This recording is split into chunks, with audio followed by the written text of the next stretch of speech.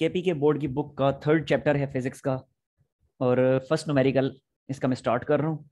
N object travels 60 meters in first 6 seconds. एक object है, object कोई भी हो सकती है, कोई कार हो सकती है, कोई प्लेन हो सकता है, कोई मे बी के कोई इंसान भी हो सकता है। कहते हैं an object travel 60 meter in first 6 seconds. एक ऑब्जेक्ट है जो 60 मीटर्स का डिस्टेंस कवर करती है, जो डिस्टेंस कवर करती है 60 मीटर्स का। कितने टाइम में? इन टाइम ऑफ 60 मीटर्स का, 60 मीटर्स का डिस्टेंस कवर करती है in time of 6 seconds. 6 seconds में 60 मीटर का वो डिस्टेंस कवर करती है। उसके बाद क्या कहते हैं? Then keeps uniform motion. उसके बाद वो अपनी यूनिफॉर्म मोशन को जारी रखती है, कंटिन्यू करती है फॉर नेक्स्ट 9 सेकेंड्स, अगले 9 सेकेंड तक। अगले 9 सेकेंड तक इसी स्पीड से वो मूव करती है। अब वो स्पीड कितनी है जिस स्पीड से अगले 9 सेकेंड तक मूव करती है, वो स्पीड हमें नहीं पता, लेकिन वो स्पीड हम यहां से फाइंड कर सकते हैं। क्योंकि जब डिस्टेंस को टाइम पे डिवाइड करेंगे तो जो स्पीड यहां से हमें मिलेगी, कहता है सेम उसी स्पीड से अगले 9 सेकेंड तक अपनी मोशन को उसने जारी रखा हुआ है। उसके बाद क्या करती है? In the last 10 seconds of the journey it decelerates uniformly to rest. अगले 10 सेकेंड में उसमें यूनिफॉर्म डिसेलरेशन स्टार्ट होता है और करते करते वो रेस्ट में आ जाती है। ठीक हो गया? अच्छा, पहले तो हम ये देखते हैं कि इस डिस्टेंस को मैं S1 का नाम दे देता हूं, इस टाइम को T1 का नाम दे देता हूं। अब इस T1 टाइम में उसकी स्पीड कितनी है, उस स्पीड को मैं V1 का नाम दे देता हूं और वो स्पीड में फाइंड कर लेता हूं। तो देखें, सबसे पहले ये V1 स्पीड कितनी आएगी? ये V1 स्पीड मेरे पास आ जाएगी 60/6, क्योंकि आपको पता है स्पीड क्या होती है? Distance over time. ठीक है, तो ये क्या आ जाएगी? स्पीड आ गई 10 मीटर पर सेकेंड। इसका मतलब है कि पहले 6 सेकंड तक 10 मीटर पर सेकंड की स्पीड से ये ऑब्जेक्ट मूव करती रही है। मजीद उसने क्या कहा है जब उसने स्टार्ट किया? कहता है an object travel 60 meter in first 6 seconds, then keeps the uniform motion for the next 9 seconds. अगले 9 सेकंड तक इसी यूनिफॉर्म मोशन को वो जारी रखती है। यानी जिस स्पीड से अभी ये मूव कर रही है, इसी स्पीड से अगले 9 सेकंड तक वो मूव करती रहती है। तो हम देखते हैं कि अगले 9 सेकंड में वो कितना डिस्टेंस कवर करेगी। तो देखें जरा, T2 टाइम जो है वो कितना है? T2 टाइम उसने खुद ही बता दिया 9 सेकंड्स है। सो T2 टाइम इज 9 सेकंड्स। ठीक है, और इस T2 टाइम के दौरान उसकी स्पीड कितनी है? जाहिर है यही स्पीड है, क्योंकि कह रहे हैं यूनिफॉर्म मोशन को उसने कंटिन्यू रखा हुआ है, तो स्पीड तो फिर यही होगी। इसलिए V2 स्पीड भी यही आएगी, 10 मीटर पर सेकेंड। ठीक हो गया? अब इस T2 टाइम के दौरान उसने डिस्टेंस कितना कवर किया है, अब वो डिस्टेंस मैं फाइंड कर लेता हूं। तो S2 इज इक्वल टू क्या होगा? V2 multiply T, according to that formula. Once again values put करें तो S2 डिस्टेंस हमारे पास क्या आ जाएगा? V2 की वैल्यू है 10, टाइम की वैल्यू है 9, तो इन 9 सेकंड में उसने 90 मीटर्स का डिस्टेंस कवर कर लिया। उसके बाद मजीद क्या कहता है? मजीद कहता है in the last 10 seconds of journey it decelerates uniformly to rest. अगले 10 सेकंड में उसमें डिसेलरेशन स्टार्ट होता है, मींस नेगेटिव एक्सेलरेशन स्टार्ट होता है, मतलब उसकी वेलोसिटी कम होना शुरू होती है और करते करते वो रेस्ट में आ जाता है। अब हम पहले ये फाइंड करते हैं कि इस यूनिफॉर्म डिसेलरेशन की वैल्यू कितनी होगी। ठीक है, अब यूनिफॉर्म डिसेलरेशन की वैल्यू अगर मैं फाइंड करना चाहता हूं तो मेरे पास, मुझे पता होना चाहिए कि कौन कौन से पैरामीटर्स मुझे गिवन है। देखें, इन 10 सेकंड के दौरान उसमें डिसेलरेशन प्रोड्यूस होता है, तो ये 10 सेकंड का जब ड्यूरेशन स्टार्ट हुआ, उस 10 सेकंड के ड्यूरेशन के स्टार्ट में जो उसकी इनिशियल वेलोसिटी थी वो तो इतनी थी ना, 10 मीटर पर सेकंड, क्योंकि पहले तो वो इसी वेलोसिटी से मूव कर रहा था। और अब ये 10 सेकंड का जब ड्यूरेशन स्टार्ट हुआ तो इस दौरान इसकी वेलोसिटी 10 से कम होकर 0 की तरफ आनी शुरू हुई। सो इनिशियल वेलोसिटी जो है इस 10 सेकंड के ड्यूरेशन में, इस 10 सेकंड के ड्यूरेशन को T3 का मैं नाम दे देता हूं। अब इस 10 सेकंड के ड्यूरेशन में जो इनिशियल वेलोसिटी है वो कितनी है? वो है 10 मीटर पर सेकंड। और करते करते उसने खुद कहा हुआ है कि डिसेलरेशन स्टार्ट होता है और उसके बाद वो रेस्ट में आ जाता है। तो जब रेस्ट में आ जाएगा तो फाइनल वेलोसिटी कितनी हो जाएगी? फाइनल वेलोसिटी हो जाएगी 0। तो बड़ी आसानी से first equation of motion use करके मैं यहाँ पे एक्सेलरेशन फाइंड कर सकता हूँ कि कितना एक्सेलरेशन प्रोड्यूस हुआ है। ठीक है, तो फर्स्ट इक्वेशन ऑफ मोशन को जब मैं रीअरेंज करूंगा तो बनेगा VF minus VI divided by T। Values put करें तो क्या बनता है? 0 माइनस 10 डिवाइडेड बाई 10, तो एक्सेलरेशन की वैल्यू आई -1 मीटर पर सेकेंड। इतना एक्सेलरेशन उसमें प्रोड्यूस हुआ इन अगले 10 सेकंड के दौरान। अब इसके सवालात क्या हैं, उन सवालों की तरफ आते हैं। पहला सवाल इसका ये है, पार्ट ए में कहता है maximum speed attend in the journey, इस पूरे सफर के दौरान मैक्सिमम कितनी स्पीड थी? तो बिल्कुल क्लियर है, पूरे सफर के दौरान मैक्सिमम स्पीड कितनी थी? 10 मीटर पर सेकंड थी। क्यों? क्योंकि पहले 6 सेकंड तक वो 10 मीटर पर सेकंड की स्पीड से मूव करता रहा, अगले 9 सेकंड तक फिर 10 मीटर पर सेकंड की स्पीड से मूव करता रहा, और उससे अगले जो 10 सेकंड थे उस वक्त तो स्पीड कम होनी शुरू हो गई थी ना, उसमें तो स्पीड कम होनी शुरू हो गई थी क्योंकि डिसेलरेशन स्टार्ट हो गया था। तो मैक्सिमम स्पीड फिर वही हुई 10 मीटर पर second. So V maximum is 10 metre पर सेकंड। आपकी बुक में आंसर लिखा हुआ है 20 मीटर पर सेकंड, जो कि गलत लिखा हुआ है। ठीक है, दैट आंसर इज रॉन्ग।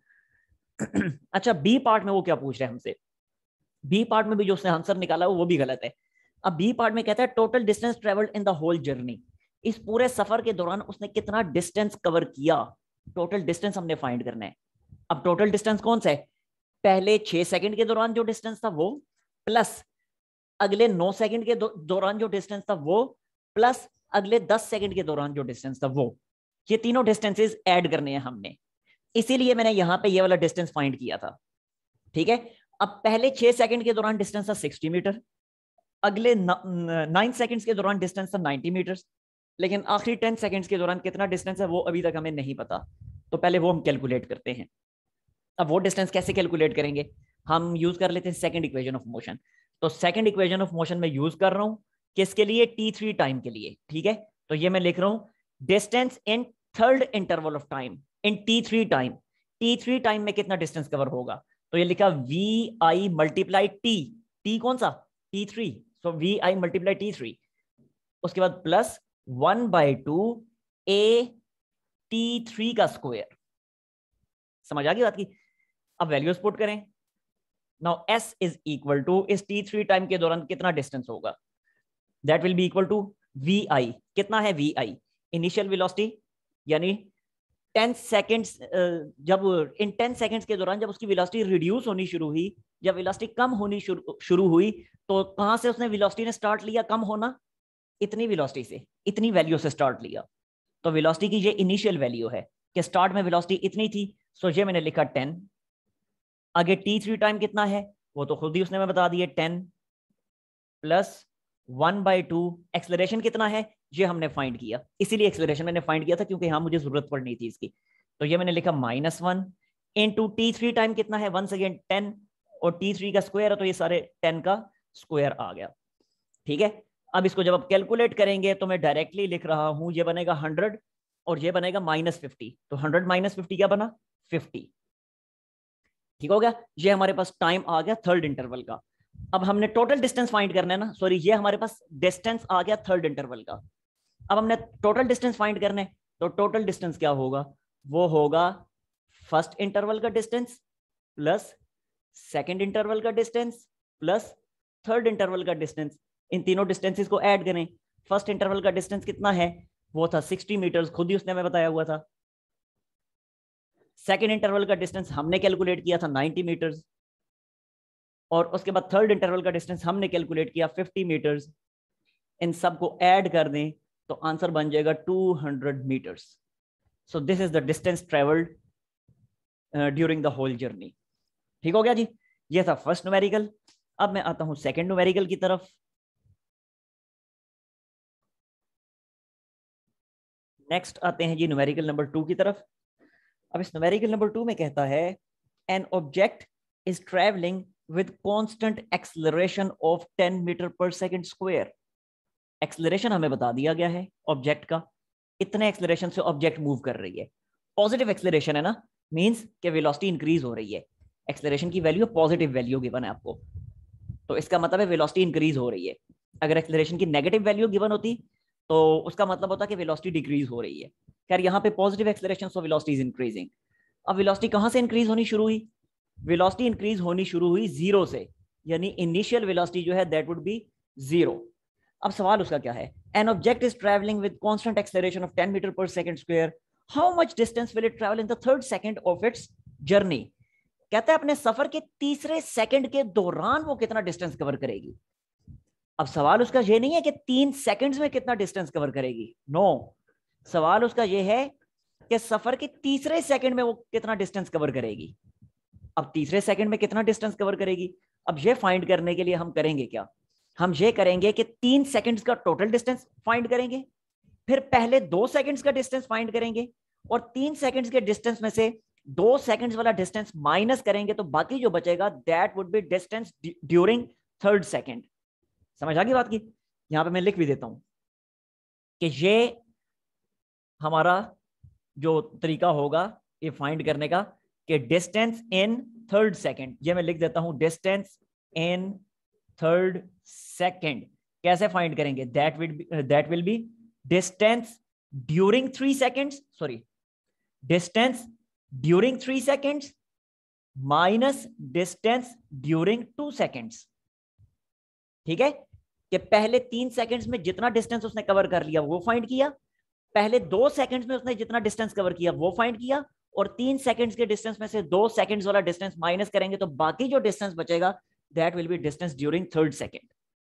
तो फाइंड करते हैं फिर। इसके लिए पहले S3 सेकंड और S2 सेकंड्स जो हमें फाइंड करने पड़ेंगे। अब देखें जरा, अब टाइम की एक वैल्यू क्या हो गई? टाइम की एक वैल्यू हो गई 3 सेकंड और टाइम की दूसरी वैल्यू हो गई 2 सेकंड। ठीक हो गया, 3 सेकंड्स एंड 2 सेकंड्स। अब इन दोनों टाइम्स के दौरान पहले हम डिस्टेंस फाइंड करेंगे, यानी S3 सेकंड और S2 सेकंड वाला डिस्टेंस हम पहले फाइंड करेंगे। देखें जी, सेकंड इक्वेशन ऑफ मोशन में यूज कर रहा हूं, सेकंड इक्वेशन ऑफ मोशन। अब इसके मुताबिक S is equal to VIT plus half AT square. ठीक है, अब मैं पहले 3 सेकंड्स के दौरान डिस्टेंस फाइंड कर रहा हूं और 3 सेकंड्स वाले टाइम को मैंने T1 का नाम दिया, सो ये लिखा डिस्टेंस T1, यहां पे भी T1, यहां भी T1, वैल्यूज पुट करें। सो S ड्यूरिंग T1 कैसे फाइंड करेंगे? VI की वैल्यू कितनी है? वो है 0, तो T1 0 से मल्टीप्लाई होकर 0 हो जाएगा, प्लस का साइन 1/2। एक्सेलरेशन की कितनी वैल्यू है? वो है 10, और T1 वंस अगेन T1 की कितनी वैल्यू है? वो है 3 सेकंड्स। अब जब कैलकुलेट करेंगे तो S ड्यूरिंग T1 क्या आएगा हमारे पास? 30/2 15। मतलब यह कि पहले 3 सेकंड्स के दौरान उसने 15 मीटर्स का डिस्टेंस कवर किया। अब हम देखते हैं कि अगले 2 सेकंड्स के, सॉरी पहले 2 सेकंड्स के दौरान कितना डिस्टेंस कवर करेगा। तो again second equation of motion use करेंगे हम, लेकिन अब इस दफा T2 टाइम के लिए। Second equation of motion once again,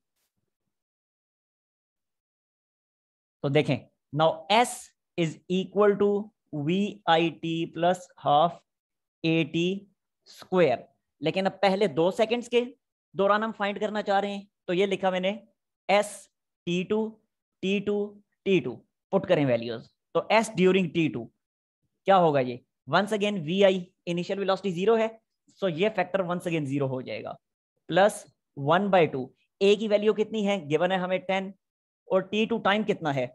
sorry यहां पे मैंने मिस्टेक कर दी, यहां मिस्टेक मैंने ये की कि स्क्वायर था, अब ये बनेगा 3 स्क्वायर 9, 9 10 90 और 90/2 45 आएगा ये।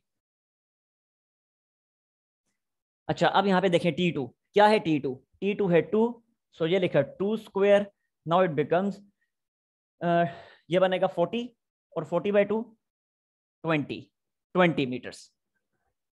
अब हमने फाइंड करना है थर्ड सेकंड के दौरान उसने कितना डिस्टेंस कवर किया। तो फॉर्मूला आपके सामने लिखा है कि थर्ड सेकंड के दौरान उसने कितना डिस्टेंस कवर किया, वो था S थर्ड सेकंड। 3 सेकंड के टाइम को T1 का नाम दिया है, सो ये मैं लिखूंगा S T1 माइनस, आगे है S 2 सेकंड्स, तो 2 सेकंड्स के टाइम को T2 का नाम दिया है, सो ये लिखा S T2। वैल्यूज पुट करें तो S T1 क्या आया था? 45, S T2 कितना आया? 20, और आंसर आ गया 25 मीटर्स। इसका मतलब है थर्ड सेकंड में उसने 25 मीटर्स का डिस्टेंस कवर किया। ठीक हो गया जी, तो ये था आपका सेकंड न्यूमेरिकल। नेक्स्ट में आता हूं थर्ड, फोर्थ, फिफ्थ। अच्छा ये देख ले, थर्ड, फोर्थ और फिफ्थ न्यूमेरिकल्स जो हैं, ये तीनों numericals, numerical number 3, numerical number 4 और न्यूमेरिकल नंबर 5, ये तीनों के तीनों न्यूमेरिकल जो हैं ये पंजाब बोर्ड की बुक में बिल्कुल एज इट इज मौजूद हैं, सेम वैल्यूज के साथ।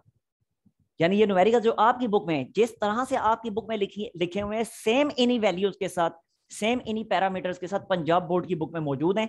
तो वहां मैं करवा चुका हूं पहले, वहां पे अब वो मौजूद हैं, तो हमने वहां से देख लेने हैं। ठीक है, और नंबर्स में इनके बता देता हूं। पंजाब बोर्ड की बुक में इनके जो नंबर्स हैं तरतीब से ही मौजूद हैं, पंजाब बोर्ड की बुक में, पंजाब बोर्ड की बुक में इनके नंबर्स हैं 1 2 3, यानी पहले तीनों न्यूमेरिकल पंजाब बोर्ड की बुक में सेम यही वाले हैं। ठीक है, तो हमने वहां से देख लेने, इसलिए अब दोबारा मैं यहां पे नहीं करवा रहा। मैं आ रहा हूं अब डायरेक्टली न्यूमेरिकल नंबर 6 की तरफ।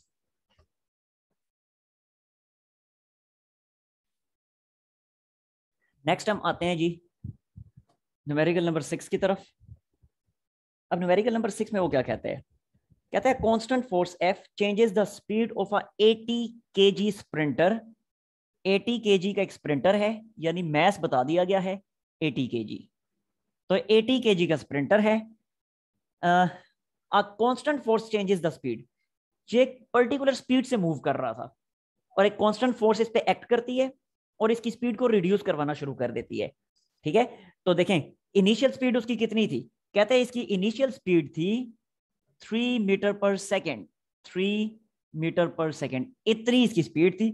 टू 4 मीटर पर सेकेंड एक कांस्टेंट फोर्स एक्ट करती है और इसकी स्पीड को चेंज करती है, इंक्रीज करवाती है, डिक्रीज नहीं करवाती, इंक्रीज करवाती है।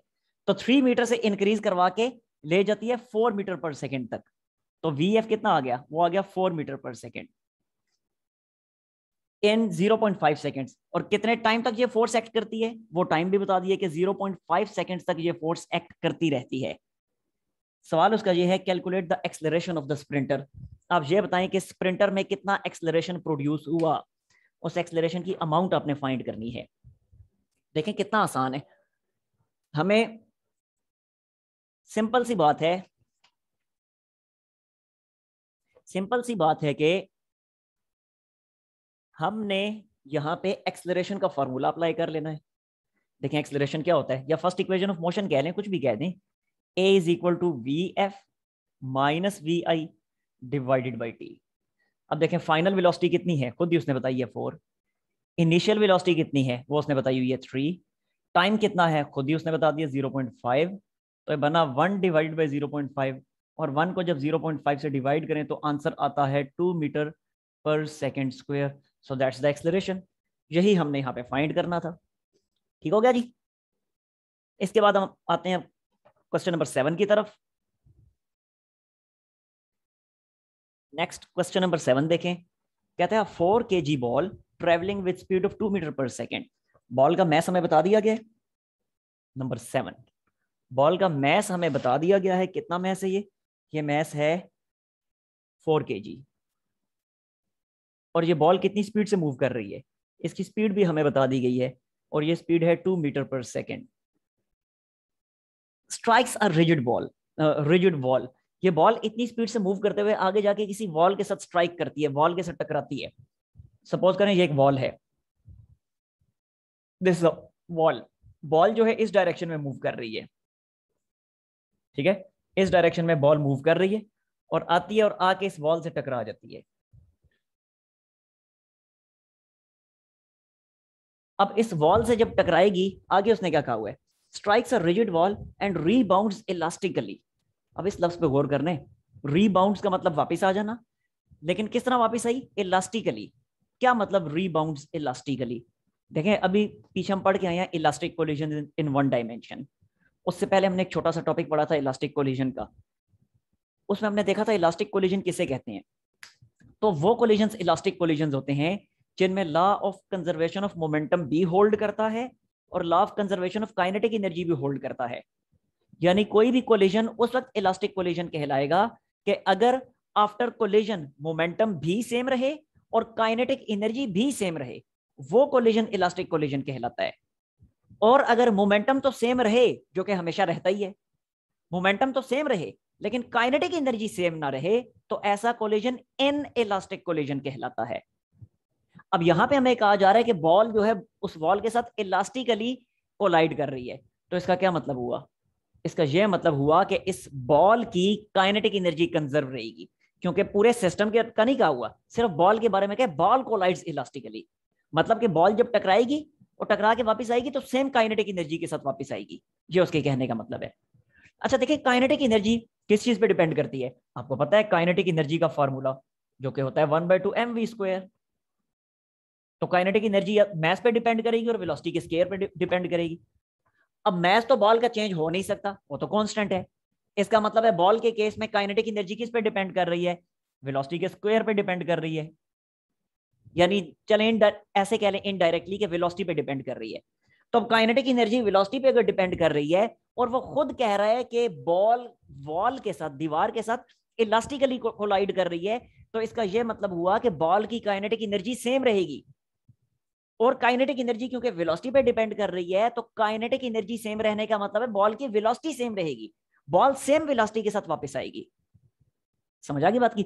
अच्छा आप जरा देखें, जब बॉल सेम वेलोसिटी के साथ वापस आएगी तो अब फिर हम यहाँ पे कह सकते हैं कौन कौन सी चीजें फाइंड करनी है। वो दो चीजें पहले मैं यहाँ पे लिख देता हूँ।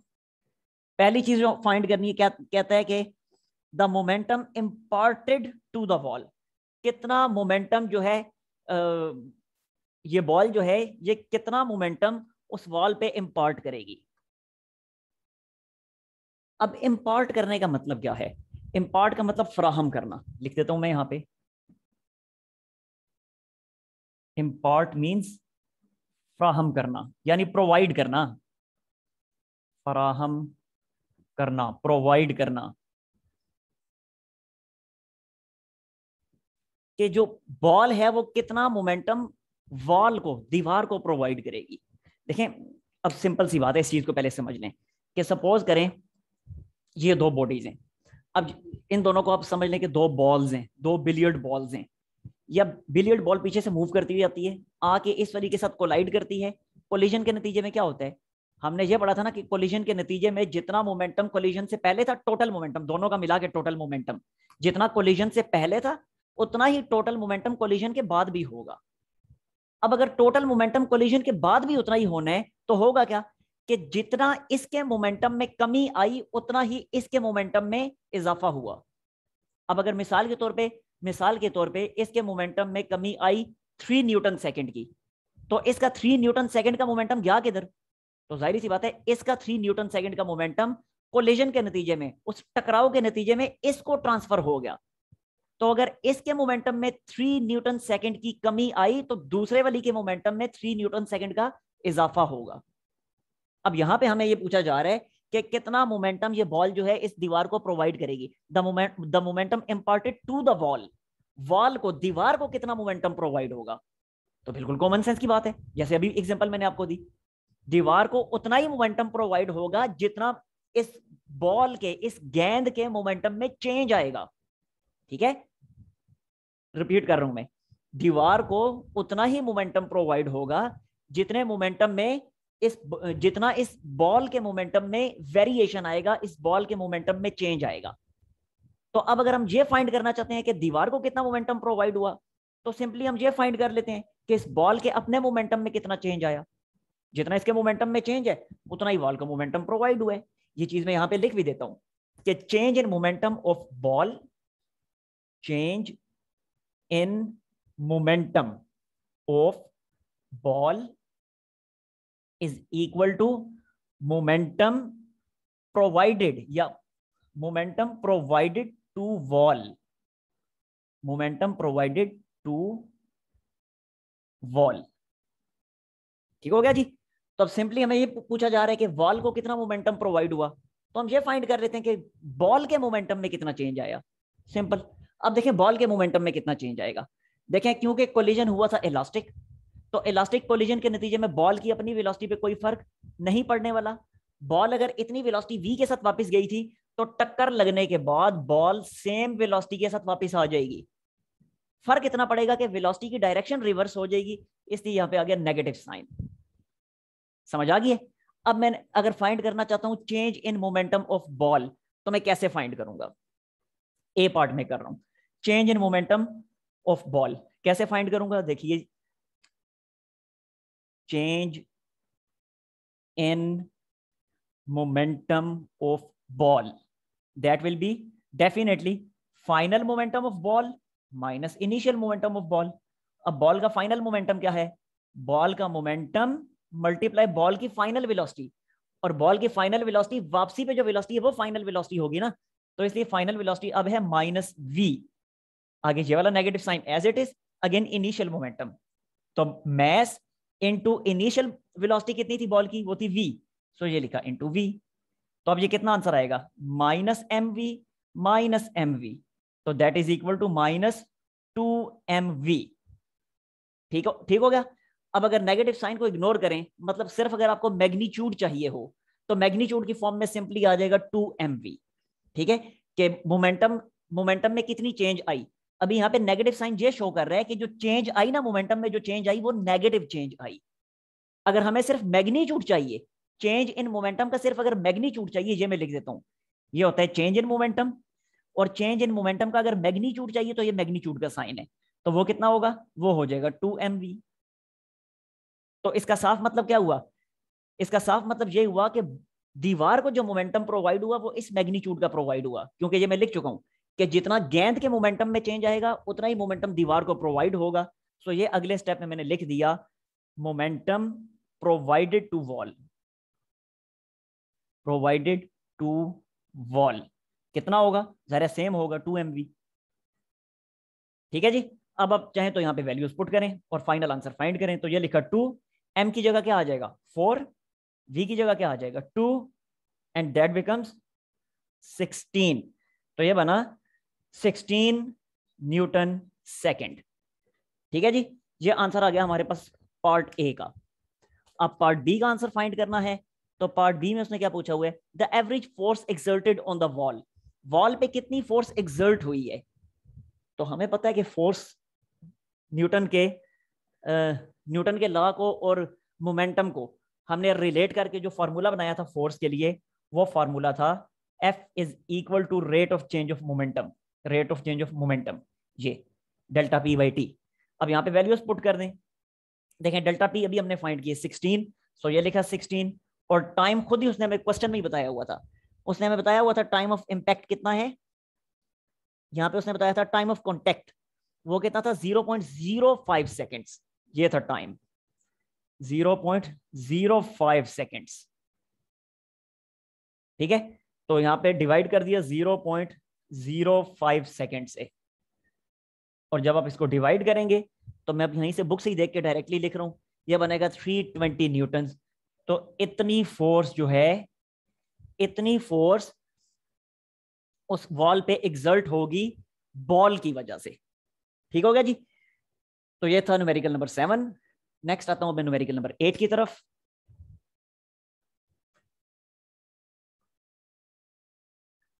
नेक्स्ट है जी न्यूमेरिकल नंबर 8।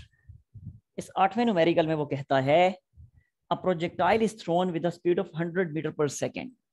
एक प्रोजेक्टाइल है जिसकी इनिशियल स्पीड है 100 मीटर्स पर सेकेंड, और कितने एंगल पे इसको थ्रो किया गया है, 30 डिग्री के एंगल पे थ्रो किया गया है। मींस के ये वाला केस बनेगा प्रोजेक्टाइल का, 30 के एंगल पे थ्रो किया गया, तो डेफिनेटली ये इस डायरेक्शन में इसको इनिशियल वेलोसिटी प्रोवाइड की गई, and this is the angle of 30 degree, और जब इसकी मूवमेंट होगी तो that will be like this. ठीक है, अच्छा जी। अब आगे देखें करना हमने क्या है। पहली चीज कहता है टाइम ऑफ फ्लाइट फाइंड करें, टाइम ऑफ फ्लाइट फाइंड करें। दूसरी चीज हमें कहता है मैक्सिमम हाइट फाइंड करें, और तीसरी चीज हमें कहता है कि रेंज फाइंड करें। ये तीनों चीजें हमने फाइंड करनी है। सबसे पहले टाइम ऑफ फ्लाइट हम फाइंड कर लेते हैं। तो टाइम ऑफ फ्लाइट का बड़ा सिंपल सा फार्मूला है, सीधा साधा सा फार्मूला है। वो क्या था, that was T is equal to 2VI sine theta divided by G। Values put कर दें। 2 ऐसे ही लिखा, VI कितना है, VI है 100, so 2 into 100 into sine theta, theta है 30 डिग्री, सो ये मैंने लिख दिया sine of 30 degree, sine of 30 degree divided by G की वैल्यू कितनी है 9.8। अच्छा अब ये क्या बनेगा, ये बना 200, और साइन 30 कितना होता है 1/2, जिसको हम 0.5 लिख सकते हैं, एंड डिवाइडेड बाय 9.8। अब ये बनेगा 100 डिवाइडेड बाय 9.8, और फाइनल वैल्यू जो भी बनेगी कैलकुलेटर से कैलकुलेट कर लीजिएगा। मैं यहीं से देख के लिख रहा हूं, ये आती है 10.2 seconds, that will B 10.2 seconds. ये हमारे पास आ गया टाइम ऑफ फ्लाइट। नेक्स्ट हमने फाइंड करनी है हाइट। तो हाइट का फार्मूला क्या है, हाइट का फार्मूला है H is equal to VI square sine square theta divided by 2G। Put करें वैल्यूज, VI कितना था, वो था 100, सो वी आई का स्क्वायर बनेगा 100 स्क्वायर साइन स्क्वायर थीटा, यानी साइन थीटा क्या है 30 है, तो ये बना साइन 30 और ये इस सारे का स्क्वायर आ गया डिवाइडेड बाई 2 इंटू 9.8। ठीक है जी, नाउ इट बिकम्स क्या 100 का स्क्वायर क्या बनता है, वो बनता है 10,000। इसी तरह साइन 30 क्या बनता है, साइन 30 बनता है 0.5 और स्क्वायर है तो 0.5 का स्क्वायर आ जाएगा डिवाइडेड बाय ये क्या बन जाएगा, ये बन जाएगा 19.6। अब इसको कैलकुलेट कर लीजिएगा आप, मैं यहीं से देख के आंसर लिख रहा हूं जो कि बनता है 127.6 मीटर्स, 127.6 मीटर्स। ठीक है जी। अच्छा, इसके बाद लास्ट में कहते हैं रेंज फाइंड करें, तो रेंज का फार्मूला क्या है वो पता ही है आपको, V I square by G sine 2 theta, sine 2 theta. तो क्या बना, वी आई की वैल्यू कितनी है, वंस अगेन 100, तो बनेगा 100 का स्क्वायर डिवाइडेड बाय जी की वैल्यू कितनी है 9.8 और साइन ऑफ 2 थीटा। अब देखें 2 थीटा है, थीटा की वैल्यू है 30, तो थीटा की जगह जब मैं 30 पुट करूंगा तो 2 को 30 से मल्टीप्लाई करेंगे तो 60 बनेगा, साइन ऑफ 60। बस अब ये कैलकुलेटर से आप लोग खुद ही कैलकुलेट कर लीजिएगा, बिला वजह टाइम वेस्ट हो रहा है। तो मैं डायरेक्टली यहाँ पे इसकी वैल्यू लिख देता हूँ, बुक से ही देख के इसका आंसर लिख रहा हूँ, 883.7 आता है ये, 883.7 metres. So that is the range of this projectile. ठीक है जी, ये तो न्यूमेरिकल नंबर 8। नेक्स्ट चलते हैं 9 की तरफ। नेक्स्ट नंबर 9 देखें, कहता है कि the maximum height gained bye a projectile is 300 meters if it travels a range of 800 meters find the displacement of the summit point from the point of projection। मतलब क्या, मतलब ये कि एक मिनट, नंबर 9 है, यस नंबर 9 है। पहले projectile आपके सामने मैं ड्रॉ कर देता हूँ, प्रोजेक्टाइल मोशन। तो ये देखें जी, ये कुछ इस तरह का इसका पाथ होता है, इसकी ये ट्रेजेक्ट्री होती है। ट्रेजेक्ट्री, प्रोजेक्टाइल का जो पाथ होता है उसको ट्रेजेक्ट्री कहा जाता है, that is trajectory of projectile. तो ये इसका point of projection, this is point of projection, और ये जो है इसका पॉइंट मैक्सिमम हाइट पे, that is the highest point, peak point. ठीक है, और एक बात याद रखिएगा, ये बात अच्छी तरह से याद रखिएगा आप, कि अगर मैं पीक पॉइंट से परपेंडिकुलर ड्रॉ करूं इसके एक्स एक्सिस के ऊपर, तो जिस पॉइंट पे आके परपेंडिकुलर फॉल करेगा ना, तो पॉइंट ऑफ प्रोजेक्शन से इस परपेंडिकुलर पॉइंट तक का जो डिस्टेंस होगा, सेम वही डिस्टेंस इस परपेंडिकुलर पॉइंट से टारगेट पॉइंट तक का भी होगा। कि ये वाला जो पॉइंट है जहां पे आके हिट कर रही है ग्राउंड को, इसको कहा जाता है target point, that is target point.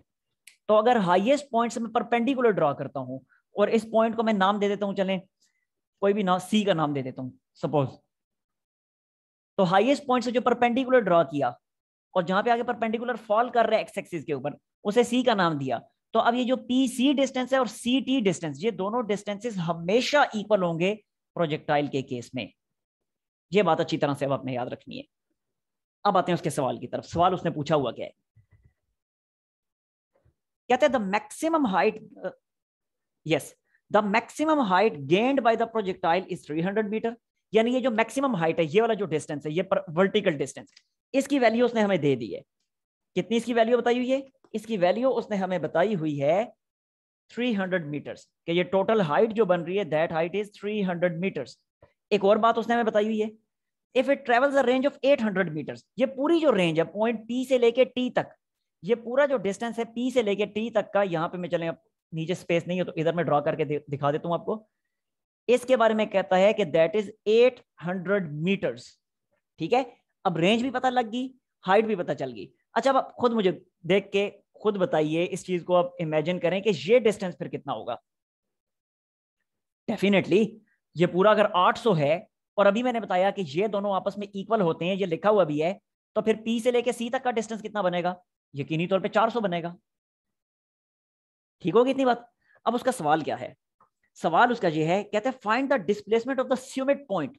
अब ये वर्ड मुझे नहीं पता, मैं because I am not the student of English, ये आप लोगों को बेहतर पता है, सुमिट कहते हैं या समिट कहते हैं, जो भी कहते हैं। अब ये जो हाईएस्ट पॉइंट है, इस हाईएस्ट पॉइंट का कहता है डिस्टेंस जो है पॉइंट ऑफ प्रोजेक्शन से, पॉइंट पी से कितना डिस्टेंस बनता है, ये डिस्टेंस आप लोगों ने फाइंड करना है। मीन्स के अगर मैं P से H तक एक बिल्कुल स्ट्रेट लाइन ड्रॉ करता हूं, P से H तक अगर मैंने स्ट्रेट लाइन ड्रॉ की लाइक दिस, तो कहता है कि ये डिस्टेंस कितना होगा, ये डिस्टेंस आप फाइंड करके दिखाएं। देखिए कितना आसान हो चुका है काम। अब अगर ये वाला डिस्टेंस हमने फाइंड करना है तो क्या ये PHC एक राइट ट्राइंगल नहीं है? यकीनी तौर पर राइट ट्राइंगल है।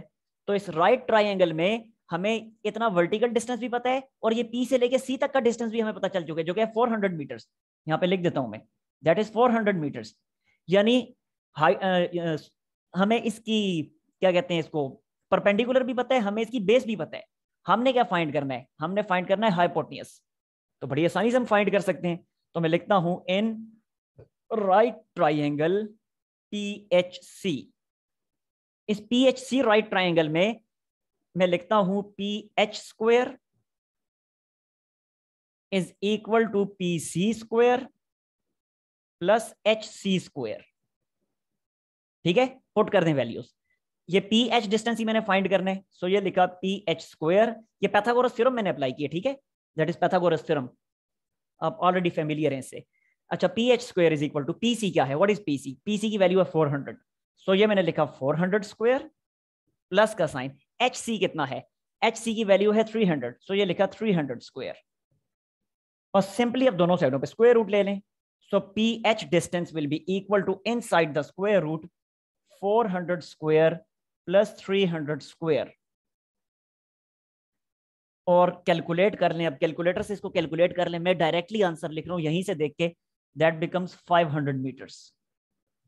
ठीक है, so the straight distance between point of projection and summit point is 500 metres.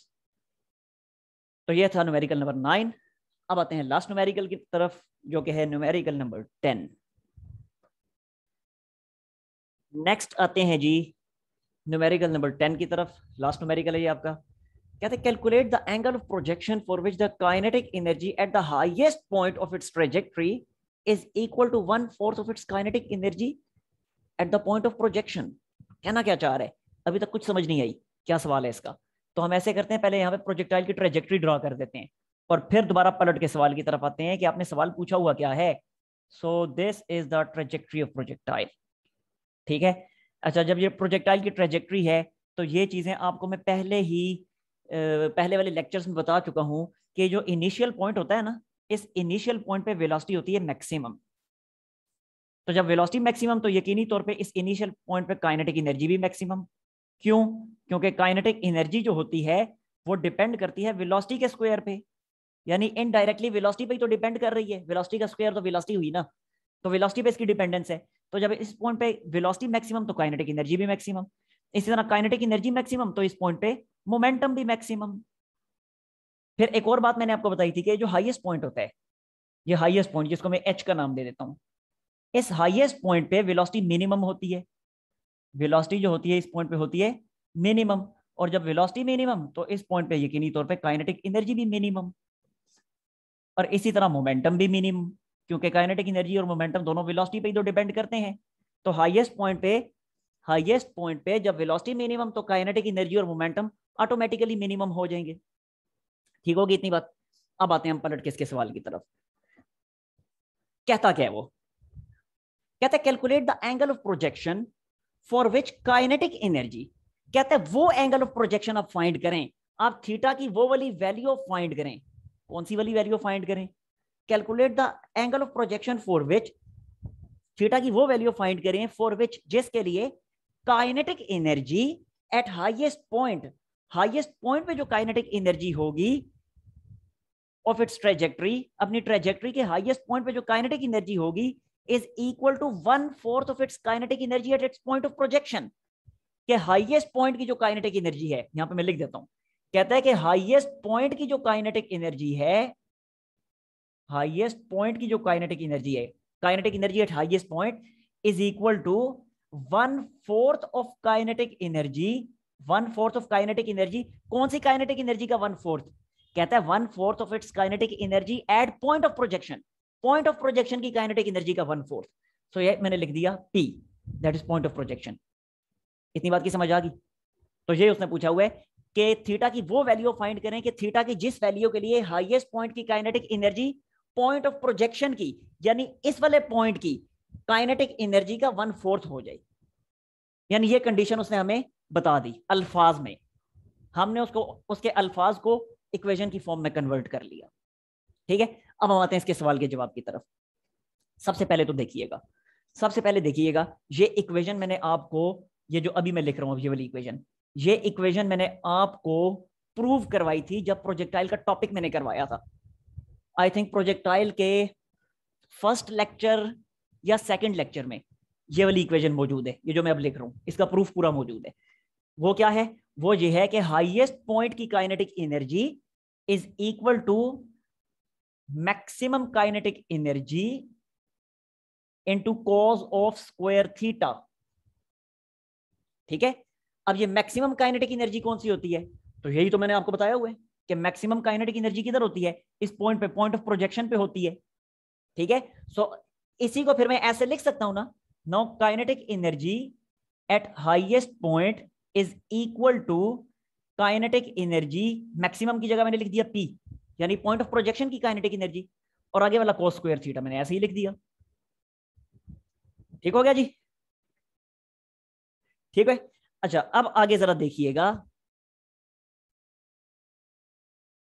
इसी इक्वेशन को अब मैं यहां पे अपने सोल्यूशन में यूज कर रहा हूं। ये वाली जो इक्वेशन अब मैंने लिखी है कि मैं लिखता हूं kinetic energy at highest point is equal to kinetic energy at point of projection cos square theta. ये वाली इक्वेशन मैंने लिख दी जो कि ऑलरेडी प्रूव हो चुकी है। अब देखें, अब आते हैं उस कंडीशन की तरफ कि जो कंडीशन उसने क्वेश्चन में बताई हुई है। तो क्वेश्चन में जो कंडीशन बताई है वो आपके सामने मैंने टॉप पे पहले ही लिख दी इक्वेशन की शक्ल में। ये वाली कंडीशन उसने क्वेश्चन में बताई हुई है कि हाईएस्ट पॉइंट की kinetic energy point of projection की काइनेटिक एनर्जी का 1/4 हो जाए। खुद उसने कंडीशन बताई है, तो मैं क्या करूंगा, मैं इसी कंडीशन को यूज करके kinetic energy at highest point की ये वाली जो पूरी की पूरी वैल्यू है, इस वैल्यू को इस काइनेटिक एनर्जी H की जगह पे मैं अब लिखने वाला हूं। So kinetic energy at highest point की जगह वो कंडीशन अब मैं लिख रहा हूं। तो क्या लिखूंगा, ये मैंने लिख दिया 1/4 kinetic energy at point of projection, जबकि राइट हैंड साइड मैंने एज इट इज लिख दी kinetic energy point of projection cos of square theta. अब देखें, ये काइनेटिक एनर्जी P, ये काइनेटिक एनर्जी P, दोनों हो गई कैंसिल, बाकी बचा 1/4 कॉस स्क्वायर थीटा। और अब यहां से, सॉरी इक्वालिटी साइन था बीच में, इज इक्वल टू 1/4। अच्छा अब ये क्या बनेगा, नाउ कॉस थीटा, यानी दोनों साइडों का आप स्क्वायर रूट ले लें, तो कॉस थीटा की वैल्यू क्या होगी? कॉस थीटा की वैल्यू हमारे पास आ जाएगी सिंपली 1/2। ठीक हो गया, ये हमारे पास आ गई कॉस थीटा की वैल्यू।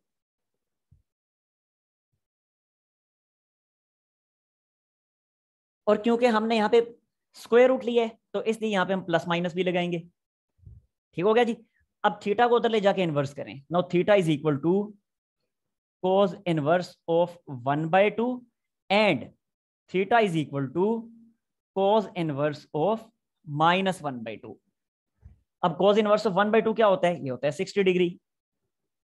और cos इनवर्स ऑफ -1/2 पे थीटा क्या होता है? ये होता है थीटा इज इक्वल टू, ये होगा 180 - 60 जो कि हो जाएगा 120 डिग्री। ठीक है, अब क्या मतलब है इसका? 60 डिग्री का तो मतलब है इस डायरेक्शन में, और 120 डिग्री का क्या मतलब होगा? 120 डिग्री का मतलब है कि हम प्रोजेक्टाइल को इस डायरेक्शन में भी फायर करके अपनी इस कंडीशन को जो है हासिल कर सकते हैं। ठीक हो गया, तो ये वो दो एंगल्स हैं कि जिनके लिए kinetic energy at highest point जो है वो पॉइंट ऑफ प्रोजेक्शन की काइनेटिक एनर्जी का 1/4 हो जाएगा। तो ये था जी आपका न्यूमेरिकल, न्यूमेरिकल नंबर 10। अब मैं ये जो है इसकी डेरिवेशन अब मैं यहाँ पे नहीं करवा रहा, क्योंकि अब फिर यहाँ पे ठीक ठाक टाइम लग जाएगा। ये सारी की सारी जो है इसकी तफसीलात में जब प्रोजेक्टाइल का टॉपिक मैंने पढ़ाया था वहाँ पे मैं डिटेल से सब कुछ बता चुका हूँ। तकरीबन मेरा ख्याल है 5 लेक्चर्स में प्रोजेक्टाइल को कवर किया था, वो सब कुछ डिटेल से वहाँ पे मौजूद है। तो वहाँ पे अब देख लीजिएगा, बता चुका हूँ मैं आपको, या तो फर्स्ट प्रोजेक्टाइल के फर्स्ट लेक्चर के लास्ट में आपको इसकी मिलेगी या सेकंड लेक्चर के स्टार्ट में मिल जाएगी। अब ये सही तरह से मुझे याद नहीं है, तो अब देख लीजिएगा आप लोग खुद ही। ठीक हो गया जी, तो बाकी फिर इंशाल्लाह देखते हैं नेक्स्ट टाइम इंशाल्लाह चैप्टर नंबर 4 हम स्टार्ट करते हैं वर्क एंड एनर्जी का। ओके जी, अल्लाह हाफिज़।